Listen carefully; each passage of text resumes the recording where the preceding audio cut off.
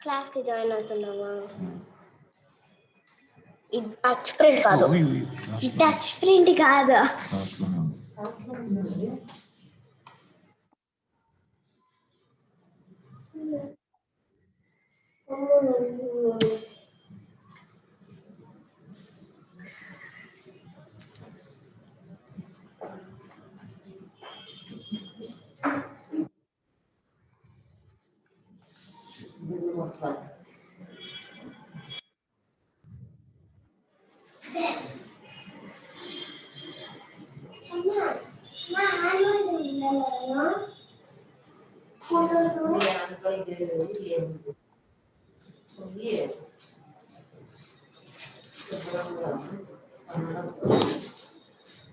వచ్చు కదా.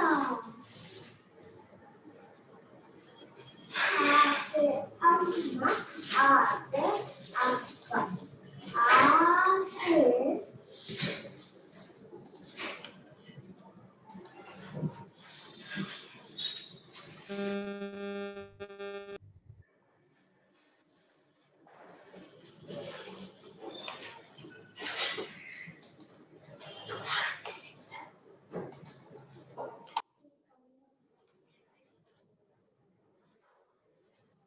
Last second language.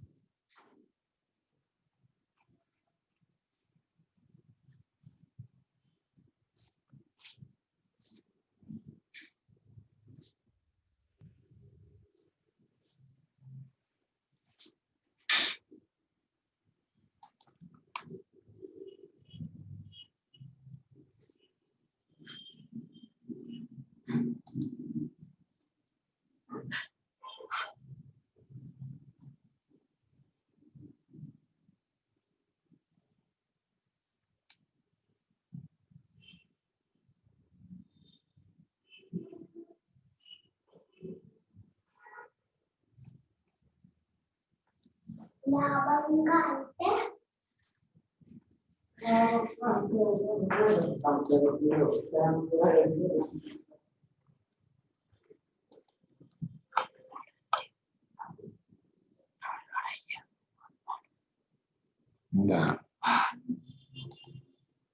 అందుకనే చేయాలి.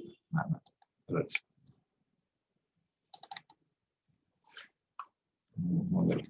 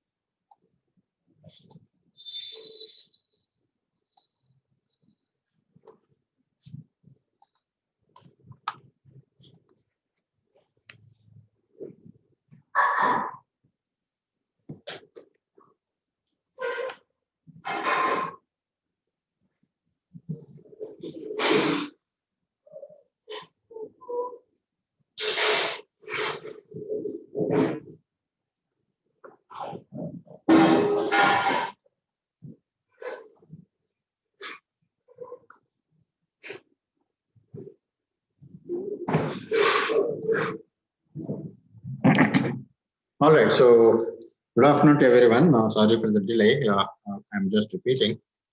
There is no other way. But meanwhile, I have shared the screen. I hope that all of you are able to see the screen. Are you able to see the screen? My screen is. Yes, sir. Yes, sir, it's visible. All right. Thank you.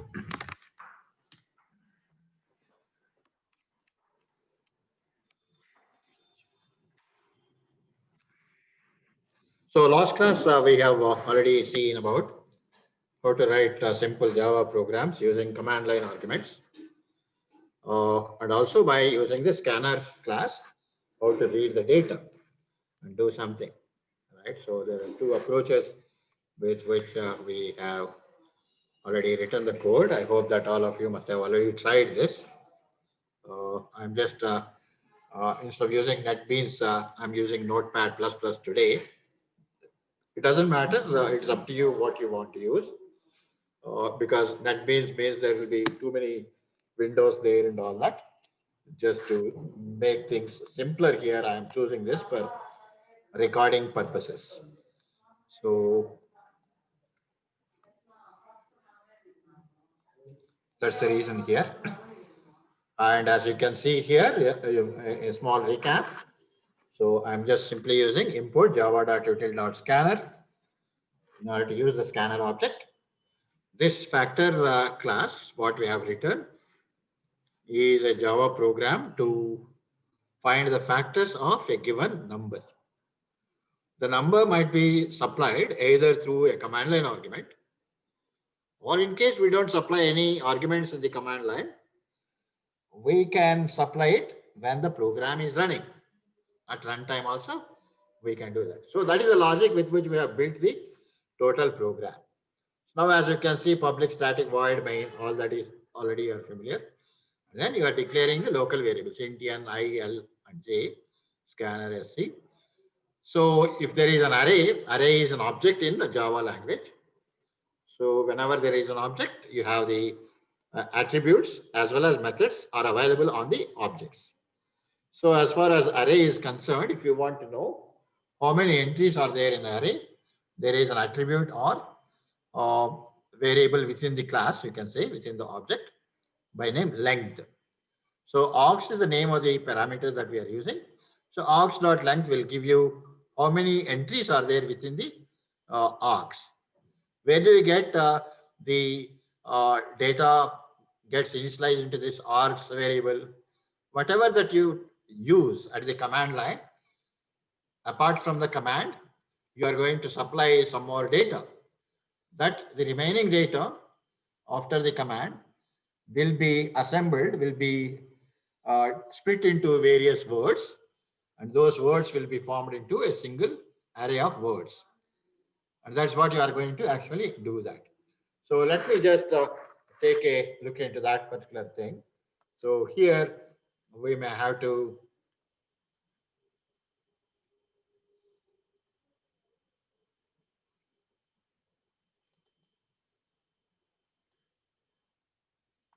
so this particular program, in order to run that here, I think we must require something here. Run is there. And then macros, yeah, right, macros. So you can compile this particular thing. So I'm just simply compiling. So process finished, exit code 0, no issue. And similarly, I have actually what it is configured this Notepad++ for running the Java programs. You can also do that. It's up to you what editor you want to. I'm not going into those details as a part of it. And after compilation, you can always run that. And as you can see, the console is there in the bottom window here. Here, this is the place. So the console is there where it is asking enter a number because we are not supplied any command line arguments. So when the number that you enter happens to be, let us say 28, then it's going to give you factors of 28 or 1, 2, 4, 7, 14, 28. The logic we have already seen in the last class, right? So it's only a recap on a Notepad++. So it is asking once again one more number. So 40, for example. So then whenever you enter a 0, probably it's going to terminate the program. That is how it's actually built. So whereas in case you want to what it is, run this at the command line also, we should be able to do that. And let me just go into that particular thing.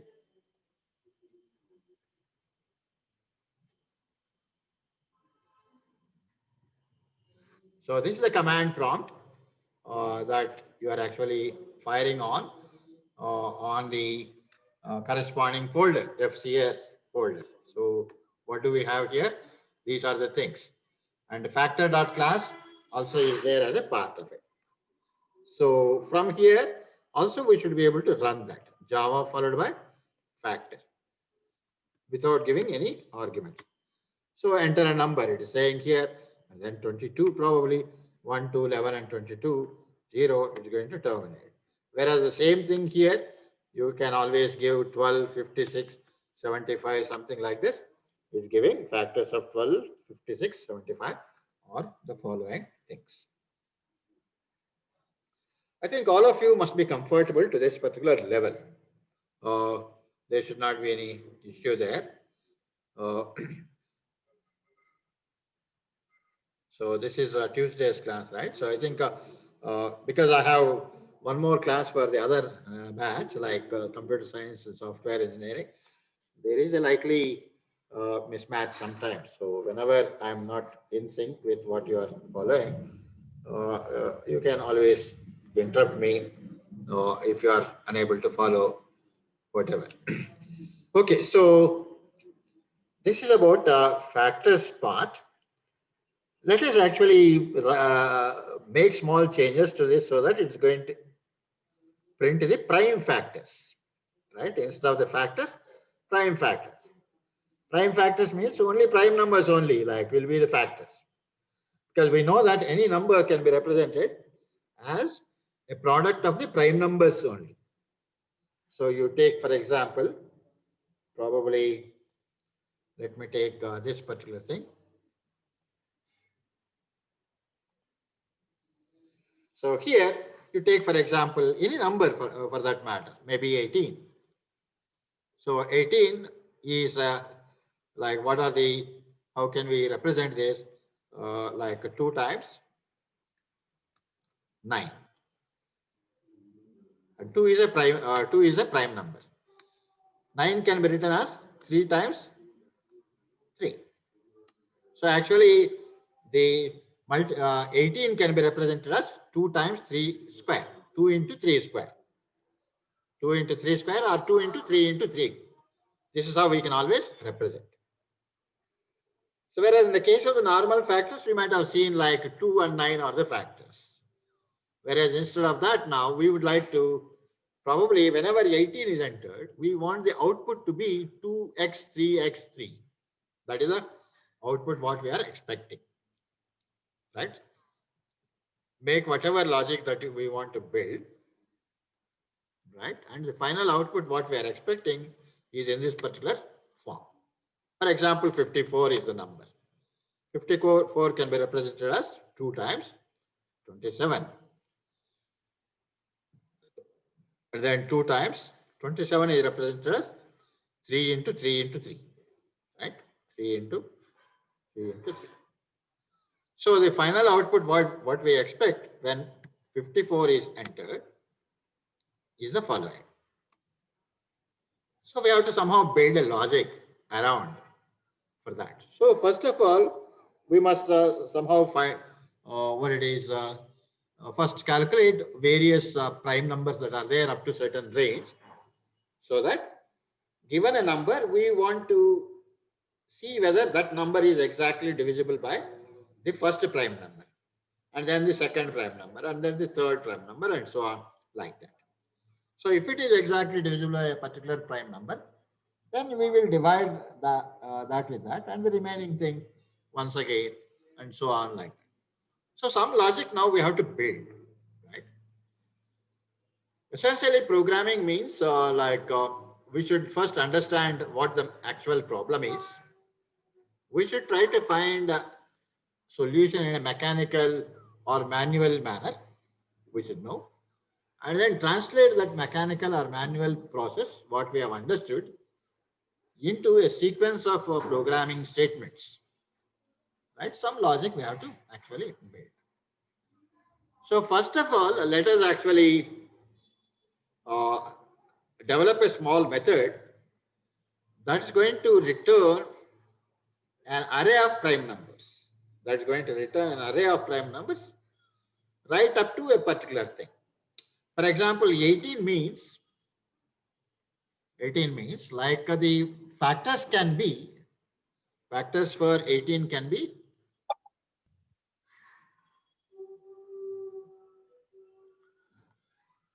factors for 18 can be 1 into 18, 2 into 9, 3 into 6, and then 4, 3 is the last one, as you can see.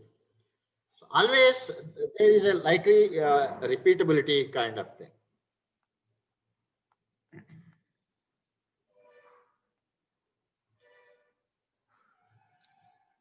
So when you find the actual factors are likely to be 1 and 1, 2, 3, 4, 5, 6, and then 9, and after that 18. So these are the sequences, right? So 1 and this thing. So if you see here, the factors are there only up to 3 only, actually, strictly speaking.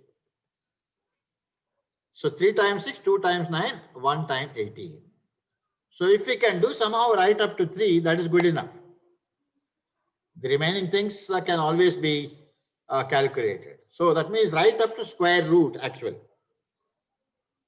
If you take 54, 54 factors are 1, 2, 3 is there, 4 is not a factor, 5, 6 is a factor, 7, 8, no, 9 is a factor. Now 9 sixes are 54. Similarly, 3 18s are 54, 2 27s are 54, and 154 is this particular thing. So like this. So here, like the actual factors are only up to 6 only. Remaining things are the same thing. 6 times 9, 3 times 18, 2 times 27. So if we can somehow try to divide right up to 6, that is good enough, strictly speaking. So how do you get to know right up to 6 or not? Like, you'll have to find out what is the square root of 54. Square root of 54 and find the corresponding integer portion. Square root of 64 is just next to that is 54. Next to that is 64 is 8 square. So it should be less than 8 and greater than 7 in fact. So that means right up to 7 if you try to divide, that is good enough. Right up to 7 if you try to divide, that is good enough. So with 6 it goes, but with 7 it doesn't go. That's why it's not a factor. And with 8 you don't have to now try because already you are crossing that square root. So up to what number you have to see for the divisibility is right up to only square root of that particular thing. So in Java language, how are you going to find the square root? So there is a mass class.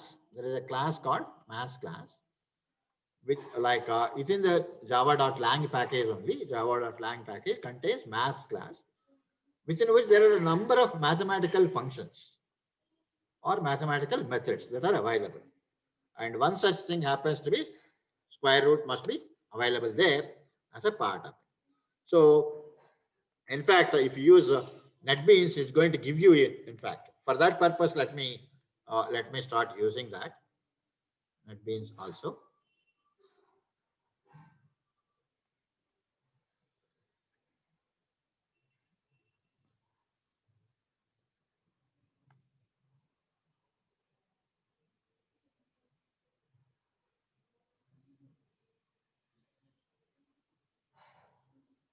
For example, here in the IDE, the moment you use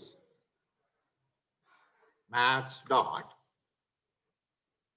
it should actually populate a number of things.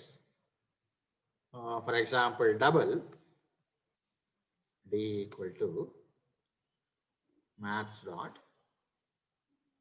Normally it should. Package FCS is as java.lang or maths.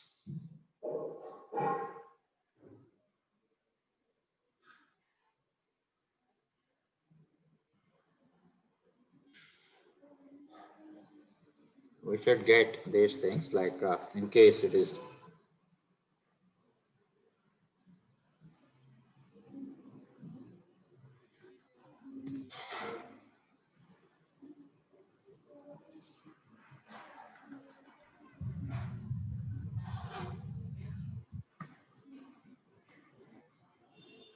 So this we are able to get in, but maths somehow we're not. But probably maths is available in util or what? Sir, I think it's just math, not maths. Chodam. I am coming to that Okay, sir. point. Okay, sir. Thank you for your help. Right, definitely.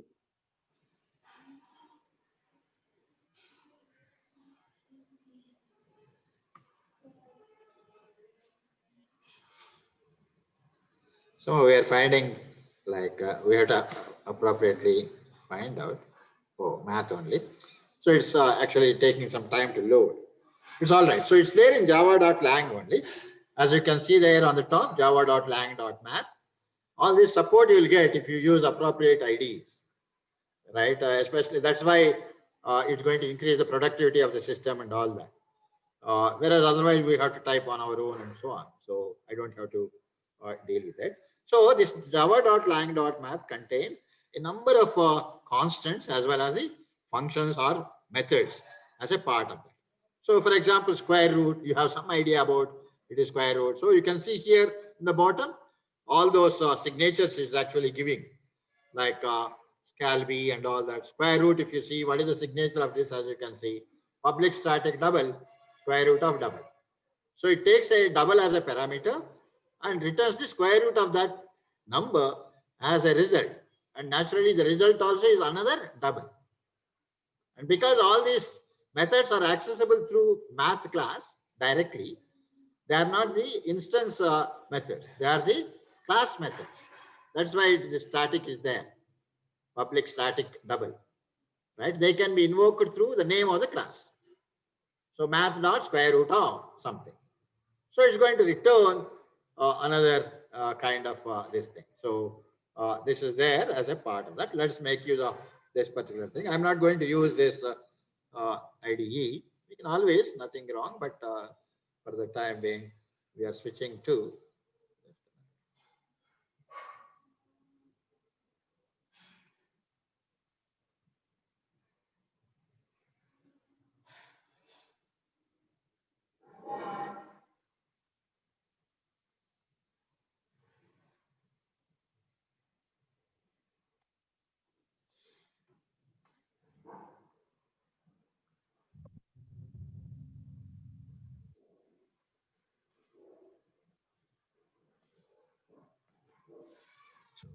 This is NetBeans.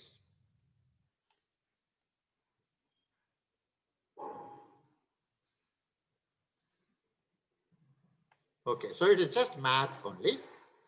Math dot square root of something. So essentially we will find out that, but this square root is expecting a double. So whereas you may be having an integer here. So whenever you are dealing with different data types, it is always better to typecast them, right? So for example, you want to pass an integer cannot be passed as it is. So, but you can always convert an integer into a double. How do you convert an integer into a double?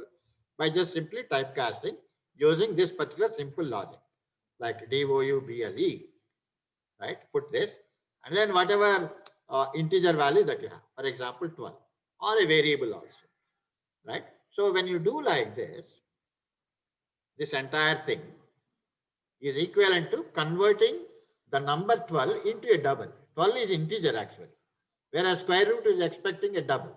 So you should not pass 12 as it is. Instead, convert this. Conversion happens by just simply like putting a what is the data type to which this value is to be converted. You just simply mention that. So these are simple ground rules that most of the languages do support in some form or the other. So this also we require. Now slowly let us go into that particular approach here. Probably first let us write a small program for simply prime numbers and all that, which is going to print all the prime numbers up to a particular thing. Later we will try to make use of it. So in other words now, so here this is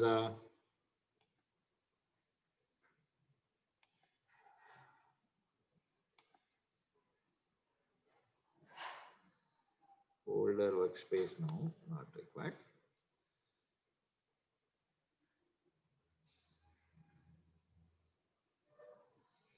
This is becoming burden probably. Okay.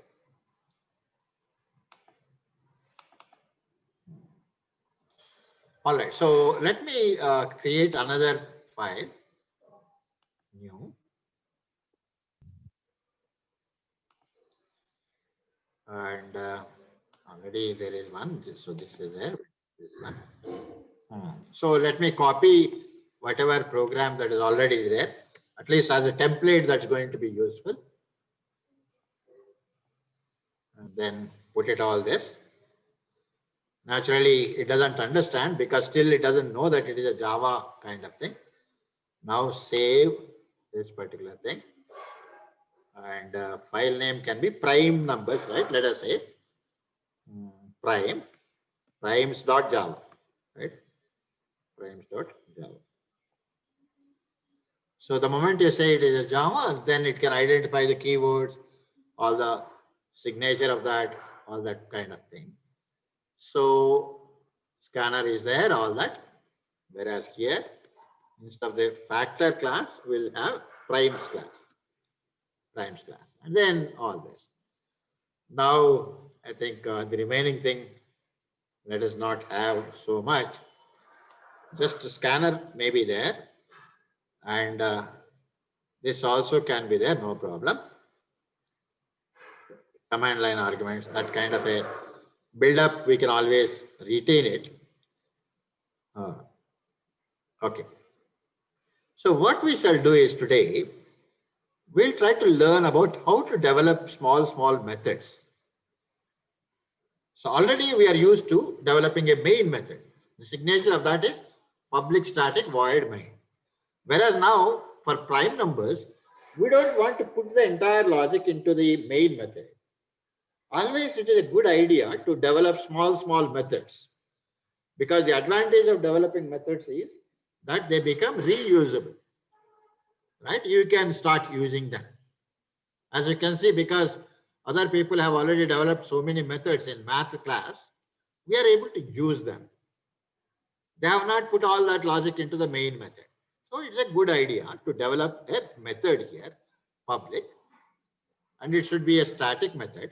So as usual, static and prime numbers.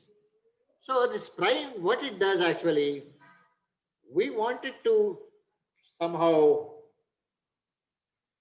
right? Somehow take an integer as a parameter and then store all the corresponding things into an array kind of thing. So we will pass two parameters to the prime. One is the number and the other one is an array into which the data is to be initialized. Let us see here. So public static, it doesn't return anything, it returns void. Generate primes or get primes, something like that. So let me call it as get primes, right? Get primes of. So it takes as a parameter an integer value, right up to n, like up to what number you want to generate the prime numbers and store them into an array and then store them into an array.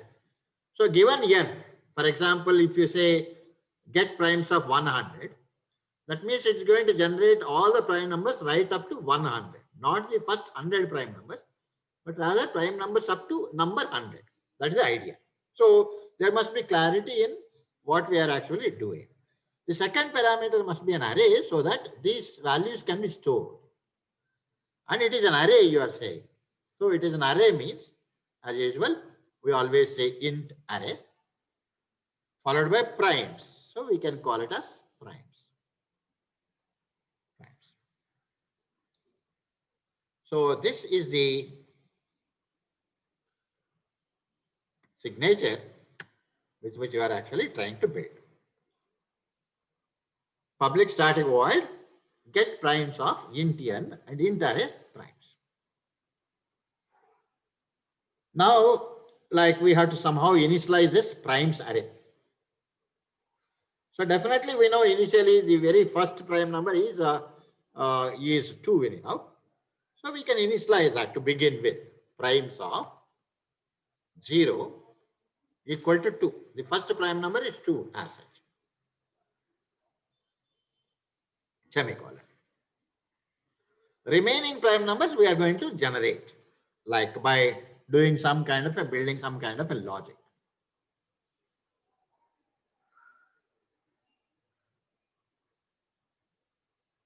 Right? So this is one thing. And we also want to have another small method called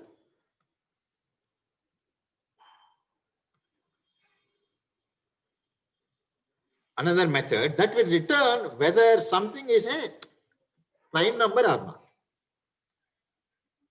So whether a given number is prime number or not.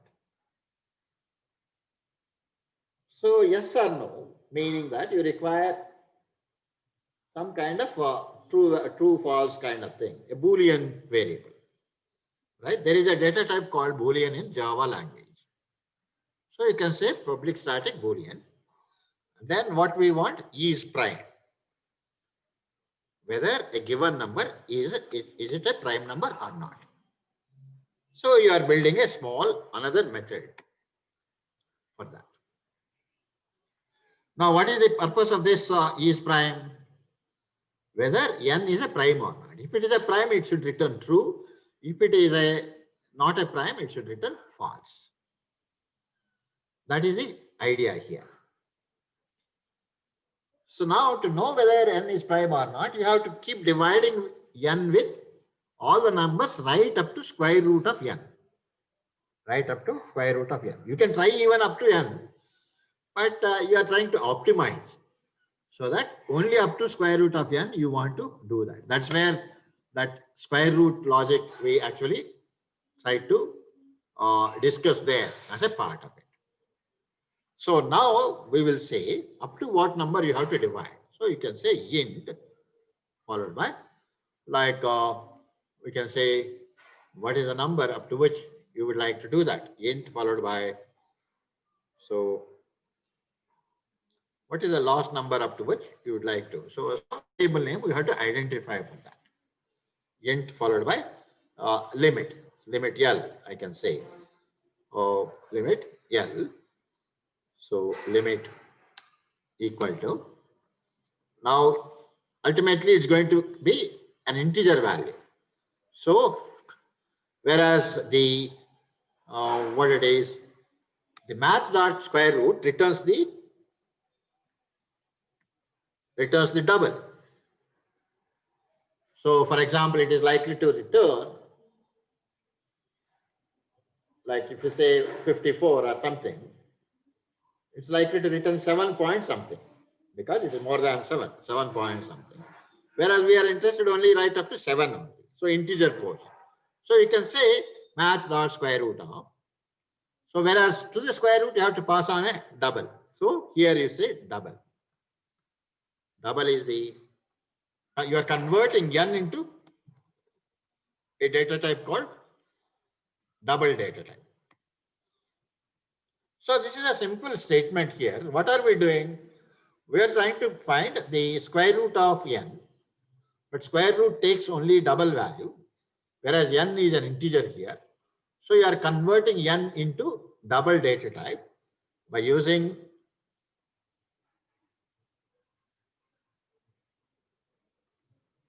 this particular conversion mechanism. convert n into double and then pass that, so that square root doesn't complain. Square root is expecting a double value. So if it is 7, for example, it's going to be 7.0 will be passed to that. So square root returns, let us say 7.5 or something. We are interested only in the integer portion of that. So you say you are converting the return value of that. Return value of square root is double. That you are converting back into integer and then trying to store it into this particular thing. Now, so you require some what you call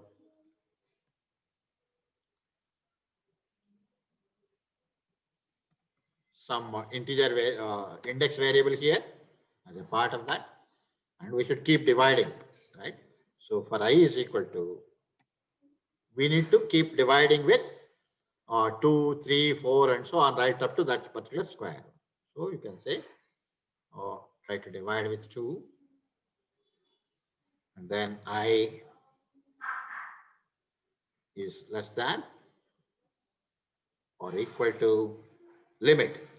Right up to limit we have to keep dividing I plus plus. Okay. So E is prime, right? So E is prime means we need to try to divide n with 2 to begin with, and then 3, and then 4, and so on. So if it is number 2, if n is equal to 2, it is a prime number only. Otherwise only we'll have to go into the other logic. So we say if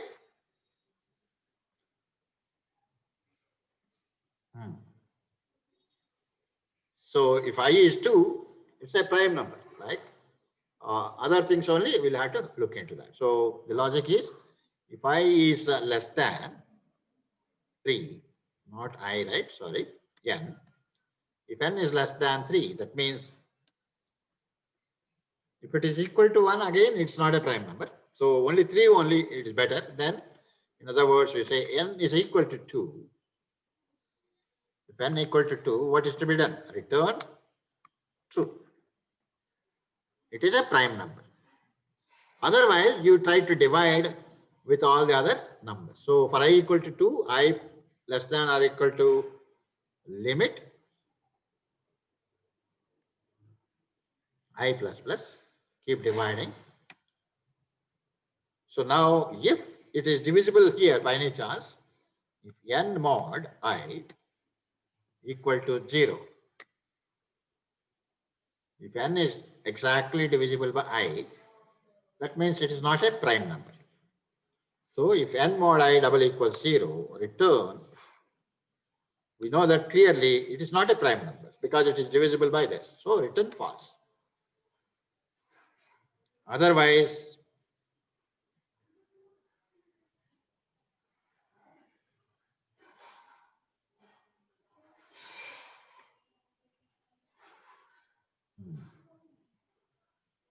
right, if n is divisible by I, starting from 2 to that particular limit, anywhere up to, so that means it is not a prime number.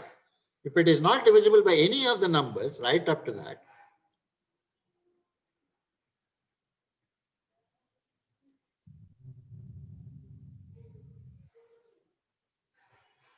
so here when it is able to successfully get out of that particular loop, that means it is not divisible by any of the numbers right up to that square root. That means we can safely say that now it should be a prime number. So return true. And all that. So now you can see here, pay attention to this small method called is prime, which will test whether n is a prime number or not. Now we are going to make use of this is prime method in the generation of the prime numbers. Then our entire code becomes very simple, easy to understand kind of thing. So public static void get primes of int n and all that. Primes of 0 equal to 2 is fine. Now right up to n, get primes up to n. So that's our interest. So that means we'll have to now go into the a loop. So you can say some kind of what you call declare the local variables, int I, prime numbers right up to n, right? So all the prime numbers, I is there. And then here for I equal to, so 0th one we have already seen. You require now two variables, one variable to keep increasing and another variable to have a placeholder in the index. So you require one more variable, index variable, like into the prime index. So we can say pi, index into the primes variable, pi we call it. So right now pi is equal to, the 0th one is already filled. So the next one is going to be pi equal to 1 here, right? Pi equal to 1. So and then for I equal to what? So get the prime. So 2 is already taken care. Now 3 onwards we'll have to look into. So I equal to 3, I less than or equal to n, right up to that. And then from 3 onwards, all the even numbers, they are anyhow prime numbers, non-prime numbers. So I can be increased in steps of 2 now instead of 1. 4 need not be tried, and other things like that need not be tried in fact. So that way you can say I plus equal to 2. Increase it by 2 here as a part of that. 3 in steps of all that. Now, if the number I now, what we have, if it is a prime, it should be added to the array. So added to the array here. So what we do is, if this is the advantage of developing a small method. So is prime can be called now. Is prime of what? You want to verify whether I is a prime or not. If I is a prime, add that. If is prime of I, so if it returns true naturally, you don't have to again say if is prime of I double equals true and all that. So it's already known. If it is a prime number, what is to be done? It should be added to the primes this thing. So we say primes of pi, use the pi and then increase it, right? So we can say pi plus plus, in fact, right? So pi right now is 1. So into the index 1, it's going to be stored. And then at the end of it, it will be increased by 1. Either way, we can always do that. So it's equal to what? I is the prime now. So I here. So that's all. If it is not a prime, it can be ignored. You are not going to add it. So it goes on like that, in that particular manner. So 2 methods now we have actually developed. 2 methods we have actually developed. Now the main method we will have to build the logic. Main method we have to build. So here we have all that. If arguments are not there, then you are going to ask the user to enter a number. It's basically for prime numbers kind of thing. So we know it. Right. So somewhere in order to know that, like what this logic is and all that. So here we can say primes.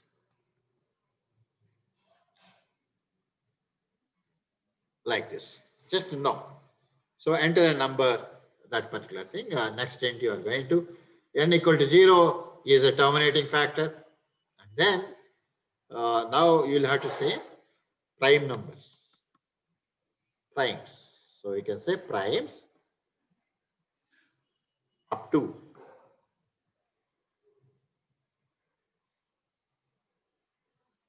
Primes up to percentage d, up to n, whatever is the value of n that you have. Primes up to so and so on, right? And then you have to actually make a call now, as you can see. Before doing that, what we have to do? So in the main method, now you require the array, right? You require the array where you can store all those prime numbers. So you say int followed by primes.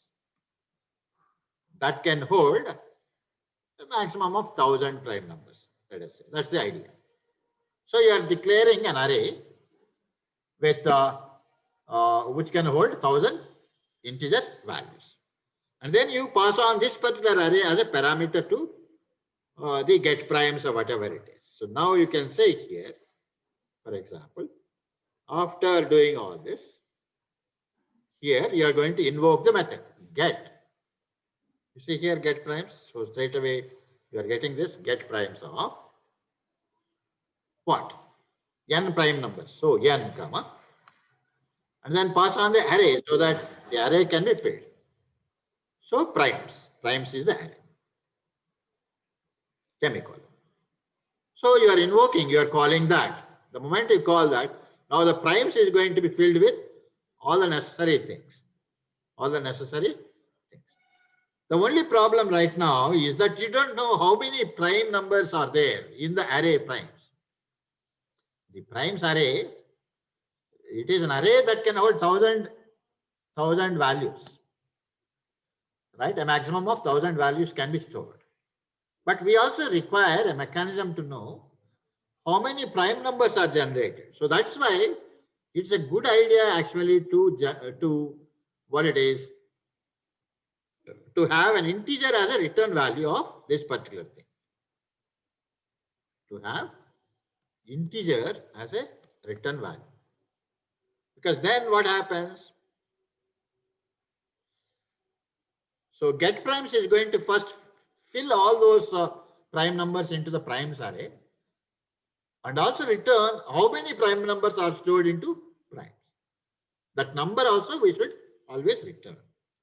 So at the end of this here, return what? Pi is the one that contains the index. Always Pi contains the index where there is no prime number that is there. So from 0 right up to pi, we can always do that. So you can say Pi, return Pi. It's not pi value, it is primes index. Pi stands for primes index. So return Pi, you are actually saying that. So now when you are calling here from the main method, how many prime numbers are there? We want to capture it into another variable called NP. NP. So we are slowly building that entire thing. Now here you can say, when you are calling this get primes, you say NP equal to get primes of n comma primes. Now when you are calling get primes with a particular n value, it is computing all those prime numbers and storing them into primes. It is also returning how many prime numbers are stored into that, and that value you are going to get it into NP. Now if you want to print all of them, you can always print them right away here by just simply saying for I equal to 0, right up to not less than or equal to, but less than NP and I plus plus. So primes up to whatever. And now you need to just simply print those things, right? Nothing else. So here,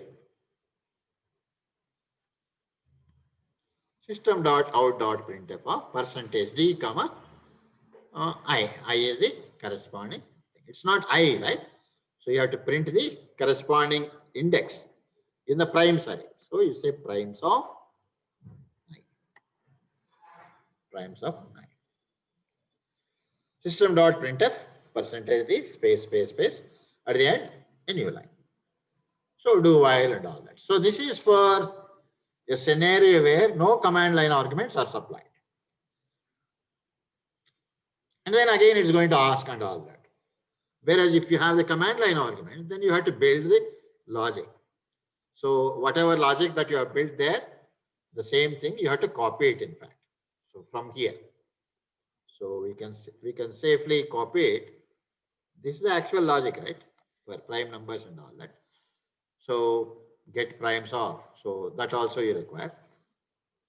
Primes up to whatever. So from here onwards, primes up to %d or NP equal to that particular thing. So here this also we require. New line, all this. So let us copy this logic and put it here. N equal to integer dot parseInt of all that. And then, so in place of this, we will have the actual logic. Let us see here what is going on. So when are you going to come to this particular point? When there are command line arguments.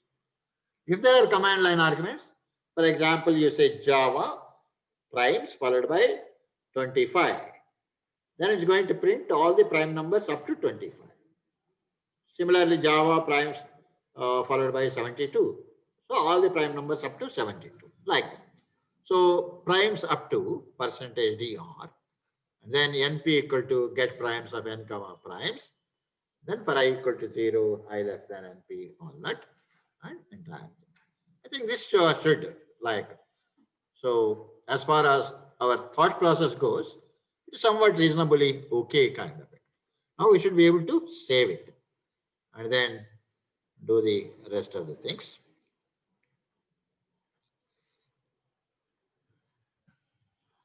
So I have saved this particular thing. Now how are we going to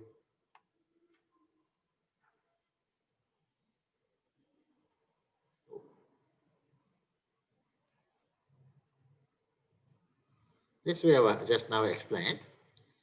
This is there. Folder and workspace. All that is fine. Oh.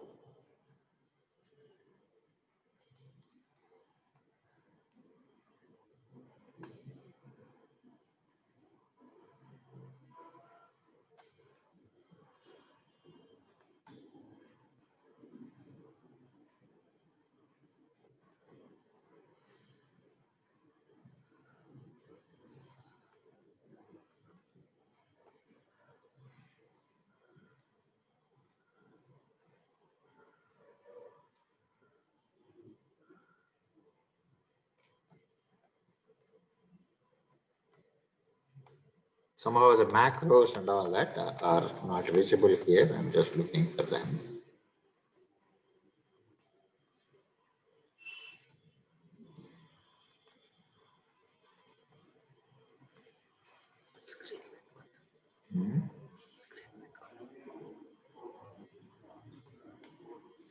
Full screen on the level.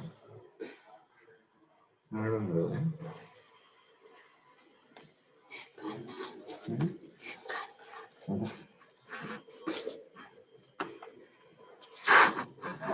All right, so this is there like primes.java. Now go into the macros and then simply compile. For you, like you can use your own thing, it doesn't matter. You are going to get all those syntactical errors here. Line number 15, semicolon missing. So here we have forgotten. Here, naturally, if you have copied somewhere, all those things will get propagated. 25, there is another error. 25 int primes of 1000 semicolon.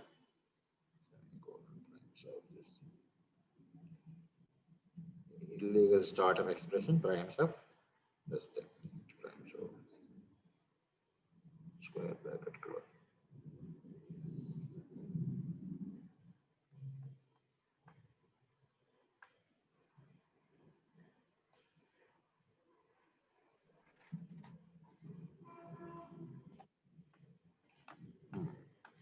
Public static void main.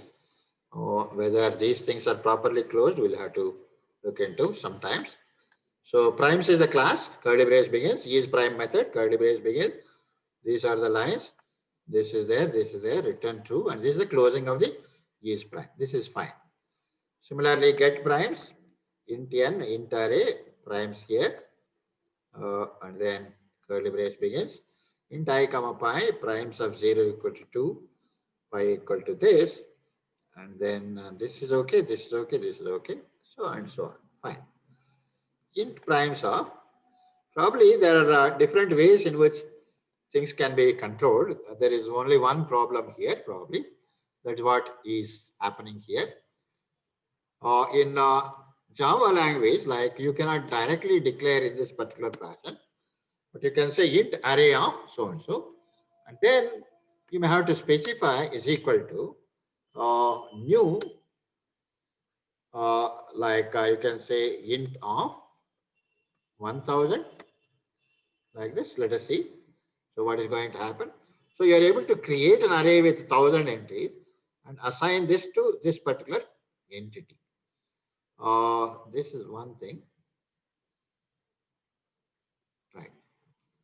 So this is their line number 25. All right. So let me save this and then see what is going to happen.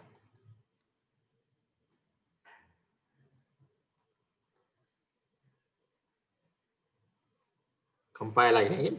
So now as you can see, so everything is all right here as a part of it. So there is a slight difference between other languages and Java in terms of handling the arrays, because arrays are also objects in Java language. So how do you declare an array? By just simply saying whatever is the data type, square bracket begin and end, but you don't specify what is the size of that state array. And then the variable name or object name is equal to. So then like the only way you can create an array is by using the operator called new operator.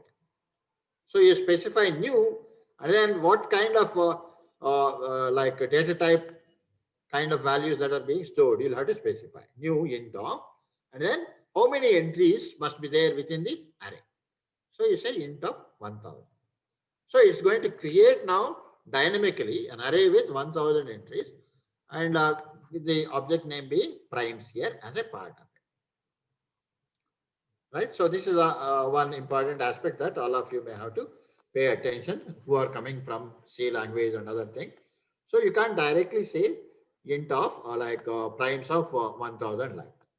So this is how you are dynamically creating the corresponding entity. All right. So whereas the logic and all still we'll have to look into. So when we run that, what is going to happen? Let us see here. Macro and then run the Java. So it's asking for enter a number. So here in the console, like essentially, for example, like 20, let me see. So 20, it is saying primes up to 20 are 2, 3, 5, 7, 11, 13, 17, 19. It's doing a wonderful job, no issue, right? All of them right up to 20, it's actually able to give. So you give 100 here as a part of it. Then it's going to say 2, 3, 5, 7, 11, 13, 17, and so on, in that particular manner. So when you enter 0 there as a part of it, it's going to tell you, it's going to terminate the program. This is as far as running the program is concerned. If you want to run the same program in the command line argument and all that, you can always go into this particular folder, right? So already it is compiled there, no issue. So this is a folder where all those programs are actually kept. So you can always say Java followed by primes, followed by no class, nothing. And here you can always specify 25 and then like maybe 49, then 121, something like this. So here it's saying primes up to 25 are 2, 3, 5, 7, 11, 13, 17, 19, 23. That's correct only. But the only thing is that it's not moving on to other command line arguments. It's taking only one number there as a part of it. So that logic is somehow is not built. There is no loop that it is actually running. So we have to appropriately change that particular logic. So here you can see for int I equal to 0, I less than L. L is the one that should contain all those things. What is there in all? L is equal to args dot length. Args dot length. It should work here. And then int array primes equal to new int of 1000 scanner SC. If L equal to 0, it goes there. Otherwise, it comes. For I equal to 0, I less than L, I plus plus. N equal to integer dot parseInt of rs of I. Primes up to this. And NP equal to get primes. For I equal to 0, I less than NP, this thing. And again, it goes back. I less than, yeah. It should probably, are we disturbing the value of the variable L? The only problem that it might face is if L, we are using it for some other purpose. If it is getting disturbed, There is a likely, otherwise there should not be. Let us see here. So is prime we are not using. These are all local variables. Is prime pi equal to uh, L or 1, pi equal to 1 here. Get primes is okay. Main method, scanner SC, L is equal to aux dot length. How many entries are there? That many we should. L equal to 0, you are going into this particular thing is correct. Otherwise, integer dot percent of aux of I equal to 0, I less than L, correct only. So up to this, NP equal to get primes of N is this particular number, primes is the array. So the same primes array will be passing on. I equal to 0, I less than NP, I plus plus, primes of I is correct. And then print L. Again, I plus plus, so I becomes 1. So next one, we should get somehow, let us see, like, by any chance, did we not? Java primes 25, 49, 121. Primes up to 25 are only one time only it's coming.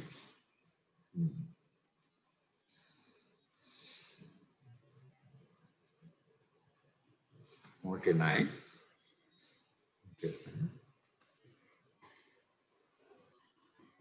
Only for the first one it's coming. Other things somehow.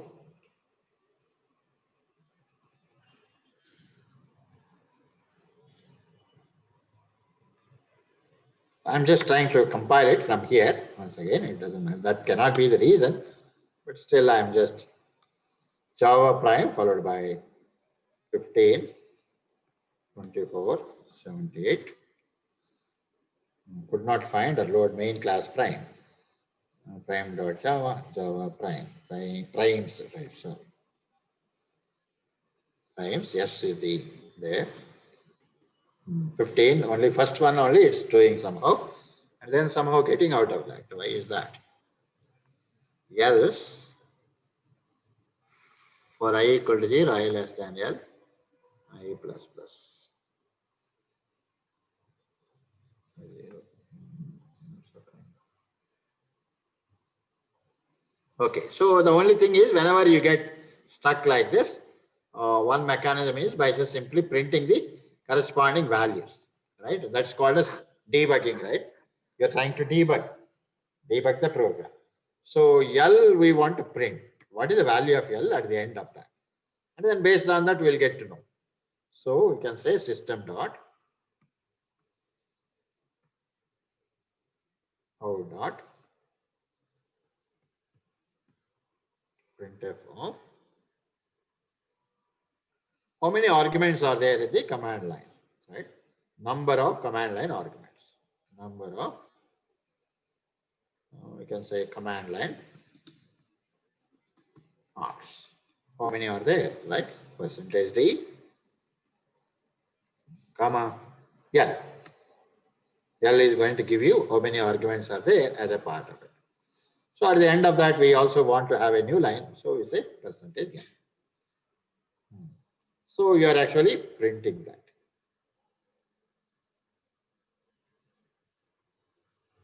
%d, %n. Okay. So we are printing that. If L is 0, it goes into this. Otherwise, like here, anyhow, for I equal to 0, I less than L and all that. So here also we can again print. We can print both value of I as well as L.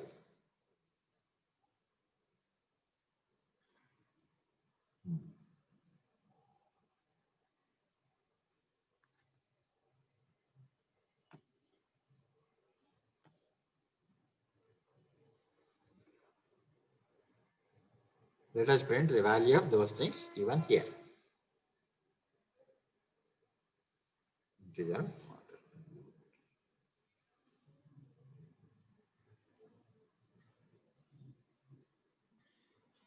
Okay. So here, not this thing, I value and L value will print. I equal to %d and number of command line arguments. Let it be there, no issue. I value as well as that. I equal to 0, I less than 0. Okay. I comma L. L is going to be constant. I will be increased. Okay. I equal to 0, I less than P.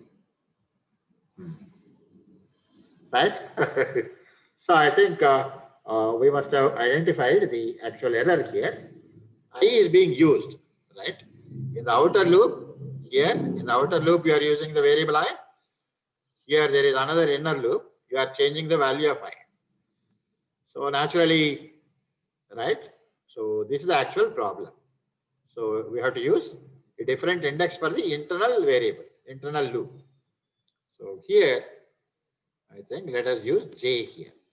J equal to 0, J less than NP. Cheppinte bond. That's okay. So percentage D primes of J. Okay. So this is the actual problem. But you could have identified that in fact, the moment you put this print statement and all that, we should have easily identified that. But somehow by examining that, we could actually find out. So here, make it a comment. So now it should run. So there is an outer loop, there is an inner loop. In both the cases, you are using the same variable. Naturally, so the outer one I equal to 0, but next time it should become 1. But meanwhile, internally, you are changing the value of I. So it's already modified to something else beyond. So that's the reason why it is coming out of the loop very quickly as a part of it. So now we can safely save it. And we should be able to run that even from here, whereas we are interested in the command line arguments. So come back to this, compile. So there may be an error here, semicolon expected, line number 28. Line number 28. So here, semicolon, then save it. So this part is done. Now we want to run it. Java primes 49, 25, all. Now we should be able to see primes up to 49 or so and so, 25 and 121, whatever it is. So this is how we should be able to develop small programs. First identify, like formulate your own problem statement, right? You should be clear about what is the input that you are going to get for the program and what is the expected output for a particular problem. Both the final expected output format also you should be clear about. Initially itself formulate that. And then build the logic. If the logic is involved slightly more, better to divide that problem into smaller manageable units. So this is a prime number problem. Instead of putting the entire logic into the main method kind of thing, you are dividing some mechanisms to develop small methods. There is a small method called isPrime method. isPrime method. So our task becomes simpler here. By just simply identifying appropriate signature, public static boolean isPrime of int n.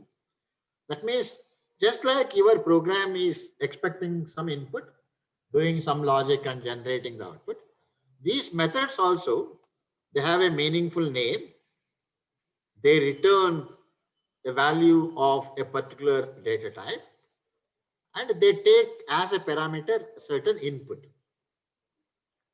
Do the required logic and ultimately return the final result. So public static boolean isPrime of int n. It's a very small method now. Our task is to know whether parameter n is it a prime number or not. Then we can use this in other bigger method that is going to make use of it and build various prime numbers. That is the logic here. Then you can appreciate, and this is actually a major strength. If you start developing small methods, developing that required skill, you are actually growing. Don't put the entire logic into the main method. So this math dot square root is basically to limit right up to what number you need to test. Otherwise, even without this also, you can go right up to half of the n or right up to n. So that kind of logic also is okay. So now here you see, if n is equal to 2, straight away we know that it's a prime number. Only other numbers only we'll have to verify whether they are divisible by other numbers and all that. So that entire logic we have put here. Entire logic we have put. And then get primes. This is another one. What it is doing? It is taking the n value. It's also taking the array, so that into this array, you are actually storing all the computed prime numbers. You are storing all of them into this particular thing. That's why you are actually passing on like the array as a parameter to this from the main method. And because we don't know like how many prime numbers are generated and all that, so that information is returned by way of return value. So because it returns an integer, int get primes of int n, integer array primes. So int I comma pi, primes of 0 is 2. And then the next index where another prime number will be stored is pi equal to 1. And then now we'll have to verify with all the numbers from 3 to whatever. Because our interest is to generate the prime numbers up to the value of n. All even numbers, they get cancelled. That's why you're starting with 3 in steps of 2. So you are only verifying 3, 5, 7, 9, and so on. And then whether this number is prime or not, if it is a prime number only, add it to the array. If not, just simply you are not going to add it. At the end, how many prime numbers are generated up to n? That value you are returning. Return pi. This is the second method. And these methods, you are actually using them from the main method. One important thing that we have learned here is how to handle the arrays. You can't directly say int primes of 1000. Instead, you have to declare that to begin with. Int array followed by primes without specifying the size of the array. But if you want to create it, you create by using the operator called new. We use new operator in order to create objects. Arrays are also objects in the case of Java language. So you say new followed by, because it is an integer array, you say int square bracket begin of 1000. If it is a floating point array, you say new float of 1000. If it is a class, for example, you want to create an array of student objects, an array that can hold 1000 student objects. Then you say new student of 1000. Like that. You can always do that. And then the other logic, as in the previous case, we have already seen scanner object. Then you are verifying what is the length of the command line arguments. Based on that, you are actually taking a decision. If L is equal to 0, that means no command line arguments. That means you have to accept the data from the standard input, from the keyboard, through the scanner object. So this logic you are already familiar. SC dot next gen. If n is 0, you get out of it. Primes up to so and so. Now, as you can see, how do you know now? Now we have to, our main purpose from the main method is, it is a straightforward, simple logic. Simply invoke get primes method. Get primes of n comma, n is the one what you have just now read, and primes is the actual array into which all the prime numbers must be stored. And how many prime numbers are generated, it will be returned by get prime. So that will be coming into n. And then print all the prime numbers for I equal to 0, I less than n, right? All this. So same is the case with this particular entity. Any questions?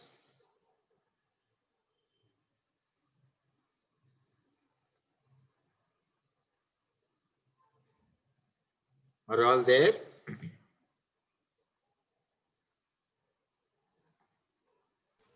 This is small, like prime number generation kind of thing.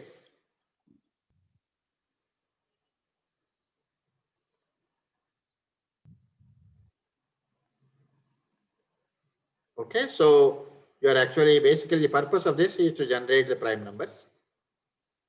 Are you following the language part, or do you find any difficulty in understanding Java programs?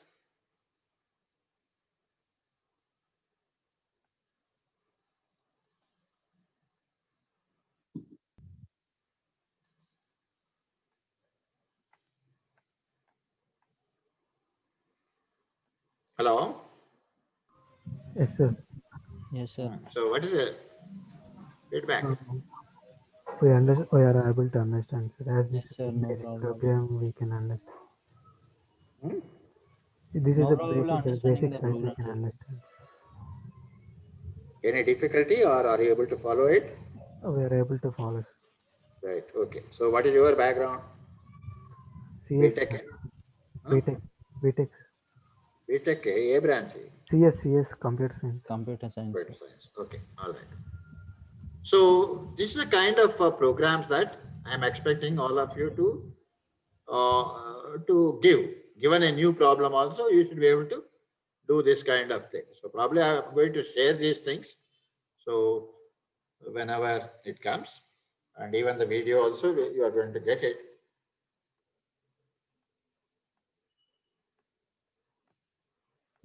So, okay. So for today, I think this session is being used by other people also. I'm just closing it. Next week we will join. Thank you. Thank you. Right. Thank you, sir. Thank you, sir. So all of you can log out now.